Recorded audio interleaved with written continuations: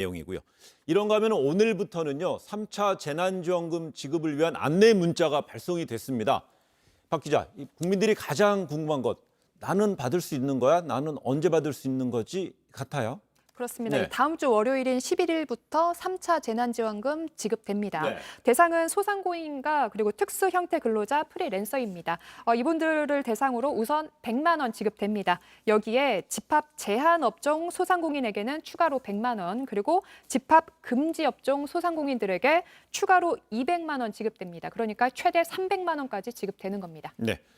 지금 이제 박세우 기자가 설명한 것은요, 선별 지급이잖아요. 그런데 이 전 국민을 대상으로 하는 이 재난지원금 지급 주장이 또 나오기 시작했습니다. 이번에 된다면 두 번째 전 국민 지급 재난지원금인데요. 이 관련된 내용도 한번 잠시 들어보시겠습니다. 지금 코로나의 가장 큰 특징이 이 피해가 차별적이라는 거죠. 예. 지금 자영업자 그리고 저소득층, 그러니까 그때그때 일자리에 위협을 받는 여기에는 정말 생존의 위기입니다. 배달 이런 경우에는 어떻게 보면 호황을 누리고 있기도 합니다. 예. 이렇게 피해의 대상과 피해의 규모가 그야말로 천차만별인데 여기에 대해서 무차별적으로 똑같이 한다? 우선 급한 것은 생존, 산업 기반과 생존의 기반을 지키는 것이 우선이다. 비교를 해보니까 1차 지원을 하고 난 다음에는 저소득층의 소득이 더 많이 늘어났고요. 2차 지원한 후에는 보니까 고소득자들의 소득이 더 많이 늘고 저소득자의 소득이 더 줄어들었다는 거예요. 이상한 일인데 이해가 안 될 겁니다. 예를 들면 사업자 등록 못 해온 노점 하는 사람, 치킨점에서 해고된 사람, 이런 사람들은 대책이 없는 거예요. 그러니까 이게 선별이 정확하게 안 된다는 문제가 있는 겁니다. 진정성에 대해서 저는 좀 의문을 제기하고 싶습니다. 이것이 저는 선거를 앞둔 또 4.15 지난 총선 때 선거를 앞두고 전 국민에게 이 재난지원금을 지급했던 그 후광 효과를 다시 노려보려고 하는 것은 아닌가 좀 의문을 제기하고 싶습니다. 또다시 의심의 눈초리를 보내는 것에 대해서는 참 유감스럽습니다. 네. 전 국민 지급 재난지원금, 여기 관련되는 혹시 언급되는 인물로 보면 정세균 총리도 있고요. 이낙연 민주당 대표도 있고요. 또 이렇게 이재명 경기지사도 있어요. 여권 쪽에서는 그러면은 전 국민 지급 대상하는 지원금 다시 한번 추진한다는 쪽으로 가닥이 잡혔어요? 당내에서는 이 4차 재난지원금에 대해서 논의를 조금 시작한다라고 볼 수 있을 것 같은데요. 이번에는 전 국민 쪽으로 좀 가닥을 잡아간다 이렇게 볼 수 있을 것 같습니다. 이낙연 대표가 이 코로나 진정되면 경기 진작위에 전 국민 지원할 수 있다고 한 언론과 인터뷰했고요.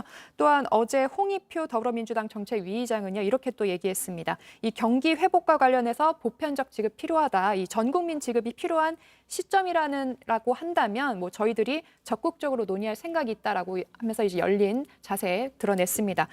이 가운데 또 양향자 최고위원도 이런 말을 했습니다. 이 3차 재난지원 패키지에 더해서 2차 전 국민 재난지원금 논의 제안한다고 했고요.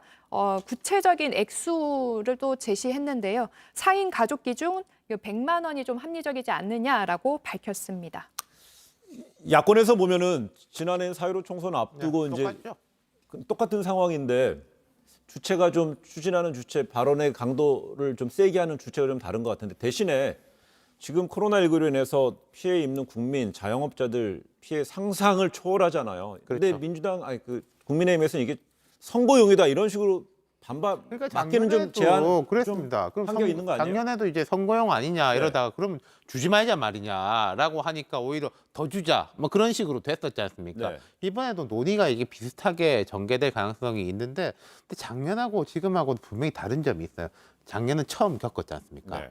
선별도 어려웠었고 누가 뭐 실제로 고통을 받는지가 잘 드러나지 않은 면이 있었고 지금 올해는 1년을 겪어왔고 최근에 뭐 헬스클럽이라든지 이런 데가 정말 고통받는 데가 어딘지 그때보다 선명하게 드러나고 있거든요. 네. 그런 부분을 아마 야당은 파고들려고 할 것 같아요. 그래서 여당도 보면은 다 똑같이 준다가 아니라 제일 힘든 것들 하고 네. 그다음 플러스 알파로 경기 진작용으로 또 이제 다 같이 한다 뭐 이런 식인 거죠. 그러니까 저거 같아요. 첫 번째 전 국민 주고요. 두 번째, 세 번째는 선별 지급하고 네. 이번에 네 번째 논의가 다시 전 국민으로 간다면 어느 국민 한 분 힘들지 않은 분이 없으니까 차라리 국민의힘에서는 주자. 근데 좀 재정 건전성 부분에 있어서 어느 정도 한계점이 넘어가지 않는 선에서 많이 주자.